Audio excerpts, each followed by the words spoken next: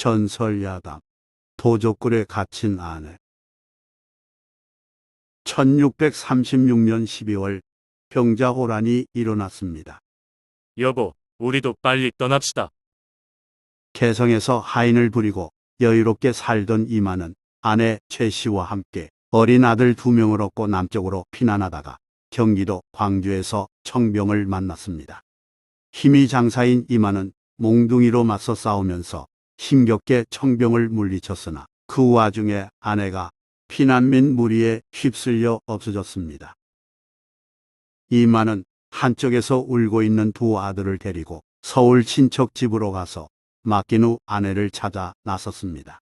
조선 제16대 임금인조는 남한 산성 안에서 버티다가 1637년 1월 청나라군에게 굴욕적으로 항복했고 수많은 사람이 포로로 끌려갔으며 백성들은 황폐화한 땅에서 무능한 군주를 원망했습니다. 청병이 물러갔으나 전쟁이 끝난지도 모른 채 숨어 사는 사람도 적지 않았습니다. 갑자기 허둥지둥 피난하면서 아내와 생이별한 이만은 어딘가에 아내가 살아있으리라 굳게 믿고 정처 없는 발길을 옮겼습니다. 여보, 그저 살아만 있구려. 내가 반드시 찾아낼 테니. 임화는 경기도 양주 땅 어느 촌락을 지나서 산길에 들어섰다가 그만 길을 잃었습니다. 날이 저무는데 인가가 보이지 않아 당황할 때 여우 한 마리가 나타나 앞을 향했습니다. 뭐제? 여우가 왜 도망치지 않는 걸까? 임화는 이렇게 중얼거리면서 홀린 듯 여우를 따라갔는데 바위 근처에서 여우가 어디론가 사라졌습니다. 임환이 바위 주변을 살펴보니 한쪽에 사람 한 명이 통과할 만한 틈이 보이기에 호기심을 느껴 그리로 들어갔습니다. 그 안은 동굴인 줄 알았는데 놀랍게도 다른 쪽으로 이어진 굴길이었고 작은 촌락이 나타났습니다. 이런 곳도 있구나. 바위가 앞길을 막고 나머지는 산으로 빙 둘러싸인 은둔 마을이었습니다. 기와집 한 채를 중심으로 초가집 여러 채가 모여 있었으며 길에 사람이 보이지 않아 어딘지 모르게 황량한 분위기를 자아냈습니다. 곧 날이 어두워지면서 기와집에 불빛이 켜지기에 임화는 그리로 걸어갔습니다. 그때 발자국 소리가 들리므로 긴장한 임화는 자신도 모르게 큰 나무 뒤로 숨었습니다. 잠시 후 나타난 여인은 물동이를 내려 바가지로 물을 떠서 거목 앞에 놓고는 축원하는 기도를 올렸습니다. 바라건대 저 도둑놈들 모두 망하게 해주시고 임선달마님을 구해주소서. 그 말을 듣고 임화는 깜짝 놀랐습니다. 그 목소리는 자기 집에 하녀로 있었던 옥화였고 임선달이라 하면 자신을 가리키는 호칭이었기 때문입니다. 이에 임환이 정체를 드러냈습니다. 옥화야, 나를 기억하겠느냐? 눈 감은 채 기도하던 옥화는 크게 놀라워하며 임환에게 어찌 여기에 계시느냐고 물었습니다. 선달님이 어떻게? 그건 내가 할 말이구나. 내가 어찌 여기에 있느냐? 임환의 대물음에 옥화가 사연을 간단히 말해줬습니다. 여기는 도적 소굴입니다. 난리통에 붙잡혀 이리로 끌려왔고 마님도 마찬가지입니다. 선달님은 어떻게 알고 오셨는지요? 임환은 아내를 찾아 전국을 헤매다가 길을 잃어 우연히 굴길로 들어왔다고 설명했습니다. 내 아내는 지금 어디에 있느냐? 임환의 물음에 옥화는 한숨을 내쉬며 걱정스러운 표정을 지었습니다.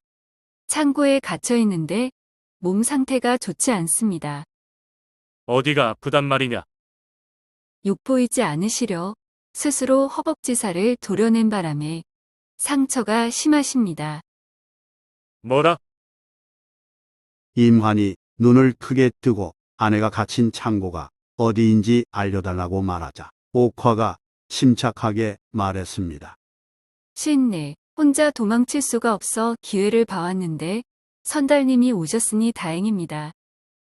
그러면서 옥화는 기와집에 사는 도적 괴수를 죽여야만 빠져나갈 수 있다면서 계책을 말했습니다. 내일 괴수 생일 잔치가 있으니 그놈이 술에 많이 취했을 때 이를 도모하소서. 도적은 몇 명이나 되느냐? 20명 정도이고 여자는 모두 잡혀온 사람들입니다. 옥화는 말하길 원래는 괴수만 도적이었고 나머지는 피난민이 부하 도적이 됐으며 끌려온 여자들은 어쩔 수 없이 잡혀 사는 처지라고 답했습니다.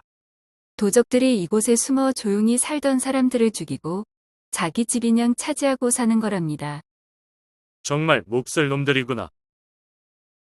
옥화는 이어 기와집 구조를 설명해주고 근처 나무 밑에 부엌칼을 가져다 놓겠다고 말하면서 내일 밤 꼭 탈출시켜달라고 부탁했습니다. 알았느니라. 너는 염려 말거라. 이튿날 저녁 옥화 말대로 기와집에서 생일 잔치가 벌어졌고 도적들이 모여 음식을 즐겼습니다. 옥화는 괴수의 술맛을 돋울 목적으로 축하춤을 추겠노라 자청했습니다. 특별한 날이니 오늘 제가 한번 춤을 추어보겠습니다. 모두가 지켜본 가운데 옥화가 감춰둔 춤솜씨를 발휘했습니다.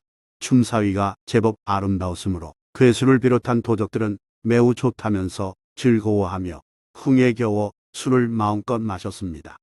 여러 술 항아리가 동날 만큼 도적들은 만취했고 밤이 되자 대부분 골아떨어졌습니다. 선달님은 어디에 계시지? 옥화는 불안한 시선으로 두리번거리면서 이만의 등장을 기다렸습니다. 그때 이만이 열린 대문 안으로 재빨리 들어와서 마당을 지나 마루에 누워있는 괴수의 목을 순식간에 칼로 찔러 죽였습니다. 으아, 비명이 사방에 울려 퍼지며 정막을 깼습니다.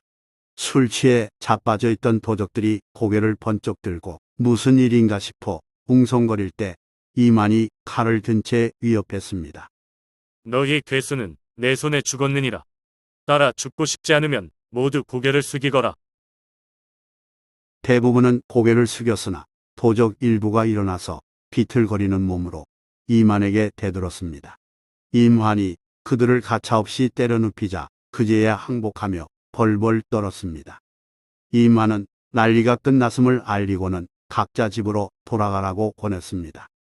이렇게 살아서야 되겠는가? 고향으로 가서 예전처럼 혹은 새롭게 살게. 도적들은 고개를 끄덕였고 임환은 아내가 있는 창고로 걸음을 옮겼습니다. 창고문을 여니 초췌한 모습의 아내 최 씨가 남편을 알아보고 눈물을 흘렸습니다. 최 씨는 꿈인지 생시인지 모르겠다면서 이만의 품에 안겼습니다. 이만은 아내의 허벅지를 감싼 피로 얼룩진 천을 보면서 눈물을 흘렸습니다. 너무 마음이 아프구려. 이제 집으로 갑시다. 다음 날 아침 이만은 아내와 옥화를 데리고 그곳을 빠져나왔고 한때 도적이 됐던 농부들도 모두 돌아갔습니다. 좋아요 및 구독은 영상 제작에 큰 힘이 됩니다. 고맙습니다.